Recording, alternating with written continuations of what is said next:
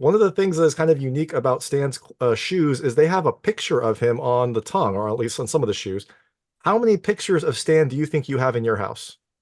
Oh, it's a good question.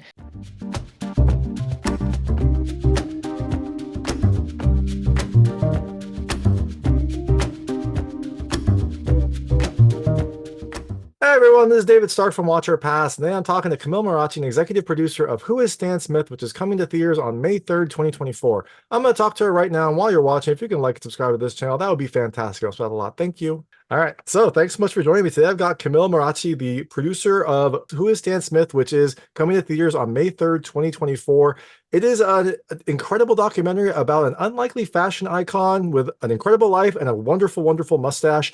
It has heart, it has history, and it has a lot of nice shoes. So I'm very excited to talk to you. Thanks so much for joining me. Yeah, happy to be here. Of course. I mean, I thought I should cosplay as Stan for the Stan interview. So this is just for this. This is the only look for this.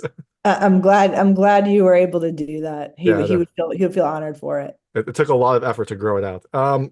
So first question, what shoes are you wearing right now? I am actually wearing house slippers, which is not that interesting of a shoe, but I have my stands by the door ready to go when I walk outside. Okay, perfect. Yeah, I kind of feel like you have to have at least one pair to be on this movie. I don't know if that was a requirement or if that was something you got after, but that pretty much makes sense. I actually, after I saw the movie, I set an alert for deals for Stan Smith just to have it in case in case something comes up. Yeah, the silhouette is great. It goes with everything, and all the new colorways over time are make it easy to pair with almost anything. Yeah, but what was interesting about this movie is that like the shoes are kind of what people know, and the shoes are kind of the big, maybe not lasting legacy, maybe they're like the most significant pop culture legacy. But the documentary itself doesn't have much about the shoes in it. It is more just about his incredible life. So, I mean, I guess was that kind of how this unfolded? You know, how did this kind of documentary come about? Was it like someone wondering who is this person, then going back and be like, oh my God, this person had this incredible life, and then wanting to put all that down? Yeah, so there's a coffee table book called Some People Think I'm a Shoe. It's Stan's book. And when we got a look at it, we felt like it was perfectly on brand for what we try and do in Uninterrupted, is about telling stories of people who are more than, and Stan is the embodiment of being more than an athlete. And I got the opportunity to be connected with directly with him via a friend of mine. And so I called him up, and Stan took my call, and I told him I would love to tell his story and to, bring his story to the masses in a lot of ways. And he was excited to partner with us at Uninterrupted. And we brought Danny Leon as our filmmaker, and we collaborated on putting this film together. And I think, when Danny set out to make this after we put all the pieces together, uh, once we learned more about who Stan is, I think the goal was always to tell Stan's story and kind of give life to beyond the shoe, and use the shoe as the gateway of bringing in a different type of audience. And so we always wanted to tell both stories. But I think once anybody meets Dan, you realize that he's just an incredible human being, a father, husband, humanitarian, civil rights activist. And there's so much complexity to who he is, that Danny did a masterful job of being able to hit on all those things while also telling the sort of foundational story of how the shoe came to be.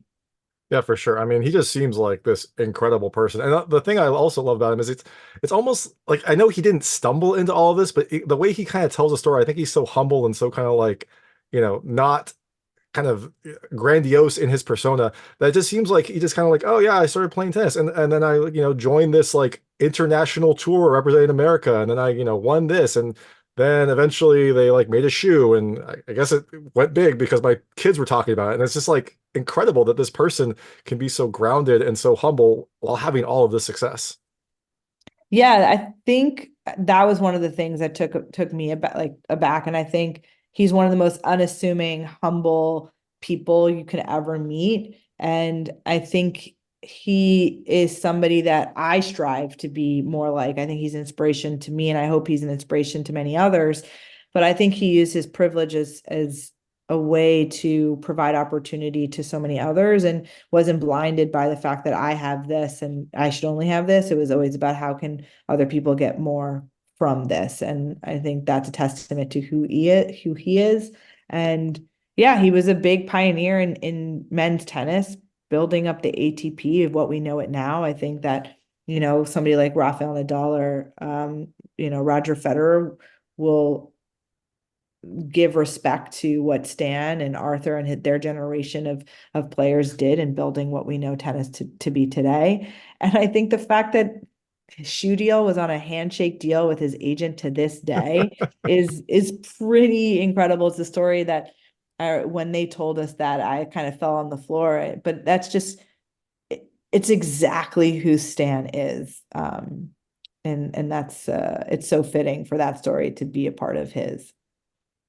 Yeah, exactly. And also, kind of there was in the movie, there was a very, very huge kind of life-altering decision that he has to make and other tennis pros have to make. And it comes down to he was just like, well, this is the right thing to do. And so like there was no and I'm just like this thinking like the trajectory that could have on his career, on his life, was gigantic. And he was just like, well, that was the right thing to do. So, we had to do this. He was very clear. I think that that's another thing that I learned with him too, is that from an early age, there was like this clear-headedness of him about what's right and what's wrong. And I think that he was able to identify that and just pursue those avenues of what he felt was the right thing to do. Yeah, no, for sure. So, I guess you didn't know Stan Smith before, but you met him working on this, which is amazing. One of my questions was going to be, did you know him before? It sounds like you knew of him, but then you got to actually meet him. One of the other things I really loved of this film is executive produced by LeBron. So were you able to meet LeBron as well, or was that was that only in like Zoom meetings? That's funny. The LeBron is our chairperson of our company, Uninterrupted. And so I've had the privilege of meeting LeBron as being a part of this company through other projects that I've worked on. So the short answer is yes, I've met LeBron. Was it specifically a part of this project? No. But you have been in his like in his like radiance, I guess. So Yeah, we've been very lucky enough to be able to build a bunch of projects together, and we produce another show that he's a part of, and I've had the privilege of directing a couple of things that he's been a part of. So yes.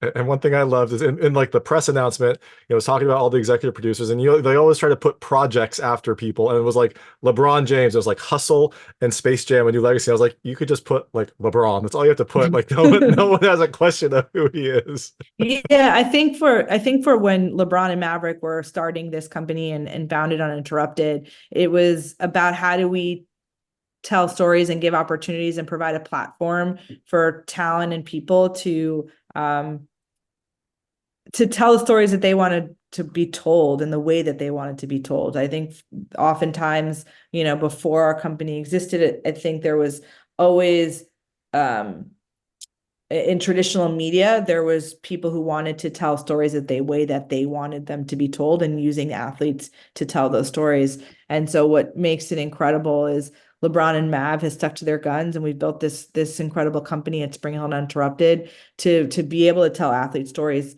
and stories beyond sport using our Spring Hill brand. And so the platform here is huge, and they want to be able to help tell these stories like Stan, and some stories that we've told in the past, like with Neymar and Naomi Osaka, amongst many others. I know that sounds like a phenomenal company to work for, and also just phenomenal people to work with. So that sounds like a really great, pairing. One question is, I imagine there was plenty of footage, plenty of stories about Stan, plenty of things that didn't make it into the film. How did you kind of narrow that down? And is there any plan to release that in like a special edition later or additional kind of interviews? Because I just want to hear more about like his incredible life. I'm sorry, I missed the first part of that. Like I imagine there was other stuff about Stan that didn't make it into the movie, like other interviews, other stories. So is there a plan to like release that down the line, maybe in a special edition or like online bonus features, things like that? Because I just want to hear more about his incredible life. Yeah, it's a great question. Danny did an incredible job sourcing a very intimate picture of Stan and what this film is. And there's very little that ended up hitting the cutting room floor in terms of like overall story. We felt really excited about what we were able to do. So no, there's nothing that there's no interviews or other things that were not necessarily in the film. So yeah, I think there's one interview that we ended up not doing just from a timing perspective, which was with Ilie Nastase, which is his biggest rival, in the time of tennis. But we felt like a lot of the other interviews and folks that we have were able to tell the sort of very rounded story about Stan, beyond just tennis. That is impressive for an indie film to have that kind of focused direction and kind of focused project is amazing. And hats off to Danny and the team for making sure that was their vision kind of was keyed in and perfect when they started. Yep. So I know we have limited time. I'm going to switch to a lightning round. They're just lightweight questions about the film. I want to see how your personal experiences map to things in the movie. You can feel free to skip any of them. I will not be offended, but I try to keep them very answerable. Great. First question, how's your tennis game? Pretty good. Not as good as it was when I was much more spry and young. I feel that. I feel that in my aching bones, but it's good to hear you're still playing. Did you play any sports growing up? I did. I'm a big athlete. I played in high school volleyball, basketball, and softball, and I played in college. I played softball, and I grew up playing tennis. That is, wow, yeah, all around sport. And I guess that makes perfect sense for, your current job, like kind of keeping that sports theme going into your professional career. One of the things that is kind of unique about Stan's shoes is they have a picture of him on the tongue, or at least on some of the shoes. How many pictures of Stan do you think you have in your house? Oh, it's a good question. I probably have uh, over 5 or 6 because I definitely have more than 5 or 6 pairs of sneakers. Plus that coffee book. So, That's true. well, that's a good number of like happy smiling faces to kind of greet you throughout your house. Uh, Absolutely. how many pairs of shoes do you have? Um, I have a closet full, so I'd say about 30. Right. And 5 or 6 are Stan Smith. That's a good percentage. That's a good percentage of your overall shoes are Stan Smith shoes. And the last question is, what are your favorite shoes? I love my stands. I'm a sneaker person, so I wear sneakers most anything and everything. And so I wear my stands often.